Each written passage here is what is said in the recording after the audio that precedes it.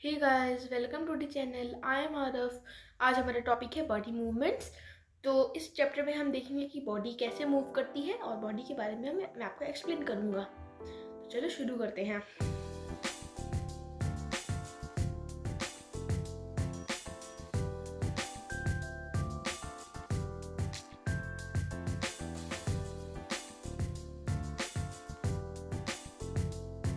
तो गाइस, अब हम अपना चैप्टर शुरू करते हैं। तो अब पहले हम देख लेते हैं कि व्हाट इज मूवमेंट। मूवमेंट क्या होती है?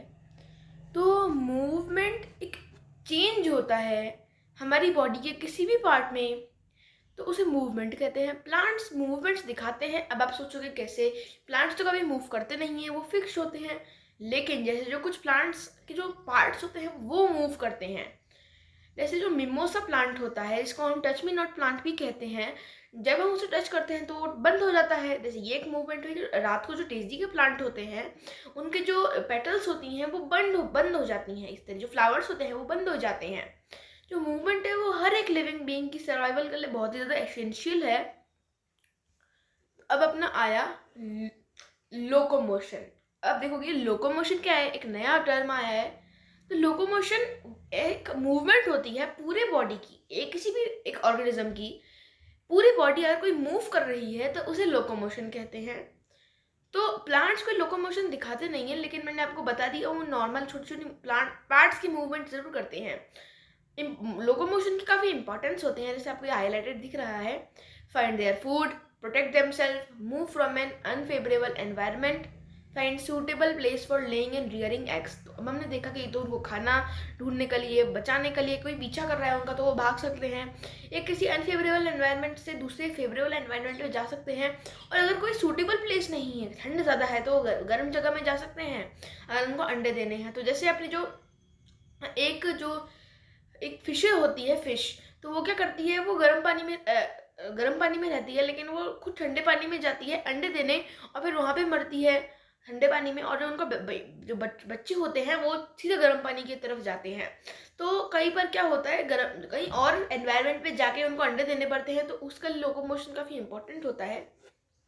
अब एक्सरेज, हमने सुना होगा एक्सरे के बारे में। जब कहीं किसी के भी पैर में लगी है कोई चोट वोट, और जो जैसे और डॉक्टर के पास हम जाते हैं तो वो एक्सरे कराते हैं ताकि हमको पता चल जाए कोई बोन की कोई फ्रैक्चर तो नहीं हुआ गया, बोन में कोई मतलब हर्ट नहीं हुआ, बोन वन तो नहीं टूटी।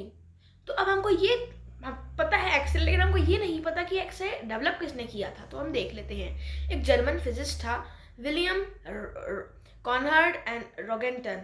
ये 1859 में इसने जो एक्सरे डिस्कवर की थी, इन्होंने कहा था कि जो एक्सरे होती हैं वो जो टिश्यूज हैं उससे तो पास हो सकती हैं, लेकिन जो बोन्स है उनसे पास नहीं हो सकती। मतलब टिश्यूज को तो पार कर जाएंगी, लेकिन जो बोन्स होती हैं उनसे पास नहीं होएगी। तो हमको एक इमेज मिल जाएगी बोन्स की, तो हम उससे देख सकते हैं कि कोई फ्रैक्चर तो नहीं हुआ। तो अब आजकल ये एक्सरे फ्रैक्चर्स डायग्नोज करने में यूज होती है। ये कुछ रेज जो होती हैं उनमें से एक रेज है।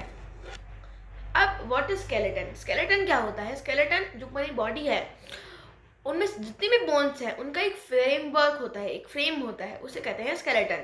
जो एक अडल्ट ह्यूमन बीइंग होता है वो 206 बोन से बना होता है। और जो एक बच्चा बॉर्न होता है उसी समय, मतलब अभी पैदा हुआ हुआ बच्चा के 300 बोन्स होती हैं। तो अब आपने देखा कि जो पैदा हुआ बच्चा होता है उसके 300 बोन्स क्यों होती हैं? क्योंकि जो बच्चा होता है वो बहुत डेलिकेट होता है, इसलिए उसको प्रोटेक्शन ज़्यादा चाहिए होती है, इसलिए उसमें कुछ बोन ज़्यादा होती हैं। अब वो कम कैसे हो जाती हैं? कुछ बोन जब वो बड़ा होता है तब कुछ बोन्स फ्यूज हो जाती हैं और एक बोन बन जाती है। ये जो डेलिकेट ऑर्गन्स होते हैं उससे प्रोटेक्ट करता है स्केलेटन सिस्टम। जैसे जो अपना रिबकेज होता है वो अपने जो हार्ट और लंग्स को प्रोटेक्ट करता है। जो बैकबोन होती है वो अपनी स्पाइनल कॉर्ड को बचाती है। और जो अपना स्कल होता है, सबसे इंपॉर्टेंट चीज़, ब्रेन को बचाती है। जो बोन्स होती हैं उनके अंदर कुछ बड़ी बोन्स होती है, उनके अंदर सॉफ्ट सब्सटेंस होता है, किसे क्या कहते हैं उसे, बोन मैरो। अब जो बोन मैरो होते हैं उसमें सेल्स बनती हैं, red blood cell and white blood cells. तो अब ये दोनों क्या होती हैं हमको पता है। जो ब्लड होता है उसमें 3 तरह की सेल्स होती हैं, red blood cell, white blood cell और प्लेटलेट्स। तो जब रेड और वाइट ब्लड सेल्स बनती हैं बोन मैरो में, ये दोनों ही बहुत ही इंपॉर्टेंट होती हैं। तो ये देखिए बोन कितनी काम की होती हैं, जो अपना स्केलेटन सिस्टम। अब parts of human skeleton. Human skeleton के दो पार्ट्स होते हैं, एक्सियल और एपेंडिकुलर। मतलब जो एक्सियल पार्ट आता है उसमें आता है स्कल, स्पाइनल कॉर्ड और जो रिब केज और जो अपना स्टर्नम होता है। स्टर्नम क्या होता है? Breast bone. जो अपने यहाँ इस पॉइंट पे जो एक बोन होती है, आप टच करके देख सकते हैं, यहाँ पे जो बोन होती है जिससे जो आगे की रिब्स होती हैं वो कनेक्टेड होती हैं, उसको कहते हैं स्टर्नम। तो वो एक एक्सियल पार्ट में आता है। और जो अपना एपेंडिकुलर पार्ट होता है उसमें कौन कौन सी बोन्स आती हैं, मतलब पार्ट्स आते हैं। एक तो होता है लिम्स, ये आपको याद रखने की बात है, ऊपर का पार्ट आता है ये एक्सियल में, लेकिन जो लिम्स होते हैं मतलब जो लेग्स एंड हैंड्स होते हैं ये एपेंडिकुलर में आते हैं। गर्डल्स, जो दोनों गर्डल्स होते हैं, और जो अपने ये अब आपने देखा है तो दो ही चीजें हैं, तो गर्डल्स हमारे दो होते हैं और जो लिम्स होते हैं वो भी दो होते हैं, तो ये हमारा हो गए चार चीजें। तो अब है पार्ट्स ऑफ स्केलेटन सिस्टम। अब स्केलेटन सिस्टम के पार्ट कौन कौन से होते हैं? अब हमने देखा स्कल, बैकबोन, रिब्स, लिम्स और गर्डल्स। इनके बारे में आपको एक्सप्लेन कर देता हूँ ताकि आपको ये एक्सियल और एपेंडिकुलर अच्छे से समझ आ जाए। तो जो स्कल होता है, जो स्कल होता है वो अपना हेड को प्रोटेक्ट करता है, अपने जो ब्रेन को प्रोटेक्ट करता है। ये अपना हेड का स्ट्रक्चर बनाता है। ये 22 बोन से बना होता है, ये याद रखने की बात है। जो रिब केज होता है वो 24 से बना होता है, और जो ये अपना स्कल होता है वो 22 से बना होता है। जो 22 बोन में से जो 8 फ्लैट बोन्स होती हैं, फ्लैट बोन्स टाइप्स की होती हैं, जैसे long bones, flat bones, short bones. तो ऐसे एक फ्लैट बोन्स होती हैं वो ब्रेन बॉक्स बनाती है, जो या फिर क्रेनियम। जो अपना हेड होता है, जो अपना फोरहेड होता है वो पार्ट बनाती है क्रेनियम।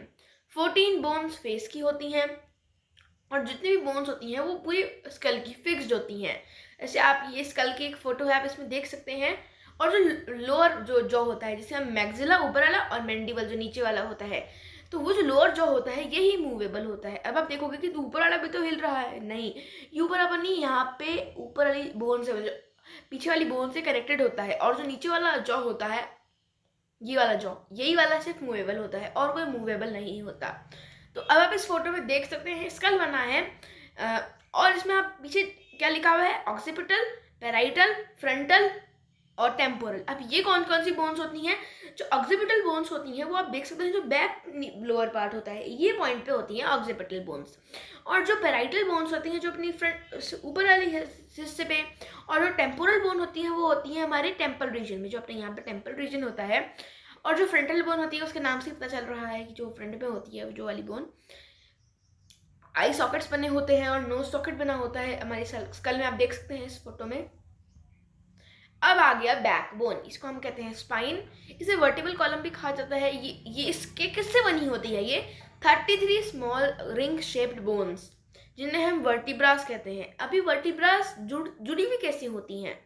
क्योंकि वर्टिब्रास तो टूट जाएंगी, तो उनके अंदर होता है discs, elastic cartilage intervertebral disc से जुड़ी होती है, जिसे हम पैड भी कहते हैं। तो वो डिस्क क्या करती हैं? हल्की हल्की मूवमेंट देती है, जिसकी वजह से जो अपने हम पूरे लेग्स तक बेंड हो सकते हैं। तो जो डिस्क भी हल्की हल्की मूवमेंट देती हैं। तो हमने देखा 33 स्मॉल बोन्स होती हैं, उन्हें वर्टिब्रास कहते हैं। कुछ एनिमल्स में वर्टिब्रास जो बैकबोन होती है वो नहीं होती, तो उन्हें कहते हैं इनवर्टिब्रेट्स। और जो एनिमल्स जिनमें बैकबोन होती है उन्हें कहते हैं वर्टिब्रेट। जैसे जेलीफिश होती है, उसमें कोई वर्टिब्रा नहीं होती, इसलिए उन्हें कहते हैं इनवर्टिब्रेट्स। और जो हमारे ह्यूमंस, जो मैमल्स होते हैं वो होते हैं, जो जेलीफिश होती है वो होती है इनवर्टिब्रेट, और जहाँ हम होते हैं वो होते हैं वर्टिब्रेट, जिनमें बैकबोन होती है। ये जो देखोगे ये प्रोटेक्ट किसे करती है? ये प्रोटेक्ट करती है स्पाइनल कॉर्ड को। स्पाइनल कॉर्ड क्या है? स्पाइनल कॉर्ड एक गुच्छा है नर्व्स का, जो अपनी पूरे पीछे जो ब्रेन होता है उसके स्टार्ट अपना ब्रेन से कनेक्ट होकर पीछे पूरी तक नीचे तक जाती है अपनी लास्ट बैकबोन तक। तो ये काफ़ी ज़रूरी होती है क्योंकि ये रिफ्लेक्स एक्शंस को कंट्रोल करती हैं। अब रिफ्लेक्स एक्शंस क्या होते हैं? ये ऐसे एक्शंस होते हैं जो ब्रेन के कंट्रोल में नहीं होते। जैसे अगर आप किसी भी पिन को छूएंगे गलती से तो आप उंगली पीछे ले लेंगे, तो ये ब्रेन बिना सोचे करता है। हमारी बॉडी को पता भी नहीं चलता कि यहाँ पे आया कुछ, और वो पीछे खींच लेती है। तो ये काम स्पाइनल कॉर्ड करती है। जैसे गिरते गिरते बच जाना, ये होती है रिफ्लेक्स एक्शन। कोई गर्म चीज़ में हाथ देगा तो निकाल लेना, वापस पीछे कर लेना, ये होता है रिफ्लेक्स एक्शन। ये ब्रेन से कनेक्टेड नहीं होता, ये स्पाइनल कॉर्ड से कनेक्ट करती है। तो ये देखा स्पाइनल कॉर्ड कितनी ज़रूरी होती है। और ये कई और फीलिंग्स भी कनेक्ट करती हैं, हेल्प करती हैं और चीज़ें करने में भी। अब ये जो बैकबोन होती है वो हमको बेंड और ट्विस्ट करने में हेल्प करती है। और जो मैंने आपको बता दिया है इनवर्टिबल डिस्क्स। अब इसके बैकबोन पार्ट्स ऑफ बैकबोन जो होते हैं वो होते हैं 5 part: cervical, thorax, lumbar, sacral और कॉर्डल। तो अब सर्वाइकल की 7 बोन्स होती हैं, थोरैक्स की 12 बोन्स होती हैं, लंबर की 5 बोन्स होती हैं और सैक्रल की 5 और कॉर्डल की 4। तो अगर हम 7 12 5 5 4 तो ये कितने हो गया? 5 5 10 14 और 7 और 12 मिला के हो गए 33। तो ये सारी मिला के 33 बोन्स बनती हैं। तो इसको हम इनके नाम कैसे देते हैं हर एक वर्टिब्रे के? जैसे सी से फॉर सर्वाइकल, थोरैक्स, लंबर जो L5 L1 C1 C2 C3 ऐसे इनको देते हैं। सी के फर्स्ट बोन तो C1, सी के सेकंड बोन तो C2, और जो फर्स्ट बोन होती है, जो सर्वाइकल की फर्स्ट बोन होती है वो होती है एक्सिस और सेकंड होती है एटलस। तो ये हमें काम हमको आती है, जो बैकबोन हमको ट्विस्ट करने में आपको मैंने बता दिया। तो सर्वाइकल, थोरैक्स, लंबर मैंने आपको बता दिया इनको नाम कैसे देते हैं।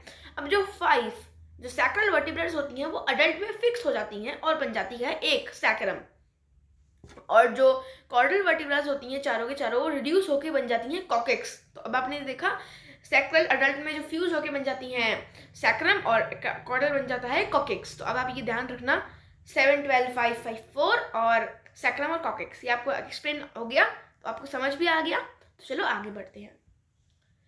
तो जैसे आप इस फोटो में देख सकते हैं हर एक पार्ट को लेबल किया हुआ है, सर्वाइकल, थोरैक्स, लंबर, ये इनको, सैक्रम और कॉकेक्स को। तो अब रिब केज क्या होता है? जो हमारी फ्रंटल बोन होती है, जब सांस लेकर रुकोगे तो आप यहाँ पे फील करोगे बहुत सारी बोन्स होती हैं। तो उन बोन्स, जो कर्व्स बोन्स होती हैं और पतली पतली बोन्स होती हैं, उन्हें कहते हैं रिब्स। ये रिब्स एक केज बना लेती हैं, एक पिंजरा बना लेती हैं जो हार्ट और लंग्स को प्रोटेक्ट करता है। लंग्स कहाँ होते हैं? यहाँ। हार्ट होता है यहाँ, तो यहाँ पे यहीं पे होता है। तो यहाँ पे 12 पेयर्स होती हैं जो पीछे की तरफ तो बैकबोन से जुड़ी हुई होती हैं और आगे स्टर्नम से जुड़ी होती है, जो अपनी एपिक्सल पार्ट में आता है ह्यूमन के। जो 8th 9th 10th जो बोन होती हैं, वो 12 होती हैं, तो 8 9 10 होती हैं वो बैकबोन से जुड़ी होती है, और लेकिन जो आगे से स्टर्नम होता है उससे इनडायरेक्टली जुड़ी होती है, मतलब ऊपर की रिब से जुड़ी हुई होती हैं और फिर जाके जुड़ती हैं। तो ये इनडायरेक्टली जुड़ी होती है लेकिन जुड़ी हुई होती हैं। तो मतलब 1 to 10 सारी पेयर जुड़ी हुई हैं, लेकिन जो लास्ट की जो पेयर्स हैं वो होती हैं फ्लोटिंग रिब्स, जो पीछे से जुड़ी होती हैं लेकिन आगे नहीं जुड़ी हुई होती। जैसे आप इस फोटो में देख सकते हैं आगे की 2 बोन्स खाली उड़ रही हैं, आगे से उड़ नहीं रही, मतलब वो आगे से खाली हैं, तो उसे कहते हैं फ्लोटिंग रिब्स। और आप उससे ऊपर के जो 3 बोन्स हैं, वो 3 जो बोन्स हैं वो आप देख सकते हैं इनडायरेक्टली जुड़ी हुई हैं, तो उन्हें कहते हैं हम फॉल्स रिब्स। अब अपना नेक्स्ट है लिम्स 2 पेयर के होते हैं, फोर लिम्स और हाइंड लिम्स। फोर लिम्स होते हैं जो अपने हैंड्स, ये फोर लिम्स बर्ड्स में विंग्स में ट्रांसफॉर्म हो जाते हैं, और जो हाइंड लिम्स जो अपने लेग्स होते हैं और जो बर्ड्स पे भी होते हैं। जो बोन्स होती हैं वो जो पीछे का जो बैकबोन होती है उनसे जुड़ी होती हैं अपने लिम्स से, कॉलर बोन या फिर क्लेविकल भी कहते हैं, यहाँ पे होती है पीछे की तरफ, क्लेविकल कहते हैं उसे। जो अपर आर्म होता है, मतलब जो अपना आर्म होता है उसका ऊपर वाला हिस्सा, वो ये वाला हिस्सा जो होता है, यहाँ पे होती है ह्यूमरस एक बोन होती है, हमको इनका नाम याद रखना पड़ेंगे, ह्यूमरस। और जो लोअर आर्म होता है वहाँ पे होती है रेडियस और अल्ना, यहाँ पे 2 बोन्स होती हैं, रेडियस और अल्ना। और जो नीचे की जो लेग्स होती हैं, जो उसका जो जहाँ पे थाई रीजन है वहाँ पे होती हैं फीमर, और जो नीचे का रीजन है लोअर लेग है वहाँ होती हैं टिबिया फिबुला। तो अब आपको एक और बात बताऊँ, तो फीमर होती है वो पूरी बॉडी की सबसे लॉन्गेस्ट बोन होती है। जैसे आप इस फोटो में देख सकते हैं अपनी लिम्स, जो अब दोनों के दोनों फोर लिम्स और हाइंड लिम्स, तो आप देख सकते हैं सबके नाम लेबल हुए हुए हैं। आप इसके स्क्रीनशॉट ले सकते हैं और बाद में लर्न भी कर सकते हैं, है ना। अब है गर्डल्स 2 टाइप्स के होते हैं, पेक्टोरल गर्डल और पेल्विस गर्डल। तो अब इनके नाम थोड़े अजीब है लेकिन इनका मतलब भी आपको बता देता हूँ। पेक्टोरल गर्डल होते हैं शोल्डर गर्डल यहाँ वाला, और पेल्विक होता है हिप गर्डल। अब जो लिम्स होते हैं वो बैकबोन से डायरेक्टली नहीं जुड़े हुए होते, तो अपनी ये लिम्स होते हैं ये सीधे बैकबोन से थोड़ी ना जुड़े हुए होते हैं, ये पहले यहाँ से जुड़े होते हैं फिर ये बैकबोन से जुड़े होते हैं। तो ये वाला जो पार्ट होता है इसे कहते हैं गर्डल, पेक्टोरल गर्डल या फिर शोल्डर गर्डल, और जो नीचे का जो लेग्स जहाँ से जुड़े होते हैं उसे कहते हैं हिप गर्डल या फिर पेल्विक गर्डल। तो आज ये मैंने पार्ट खत्म कर दिया। अगर आपको आगे का चैप्टर देखना है तो मेरे जो नेक्स्ट 2 पार्ट्स आएंगे उन्हें ज़रूर देखें और अपना जो चैप्टर कंप्लीट करें। और अगर आपको वीडियो अच्छी लगी हो तो लाइक, शेयर एंड सब्सक्राइब।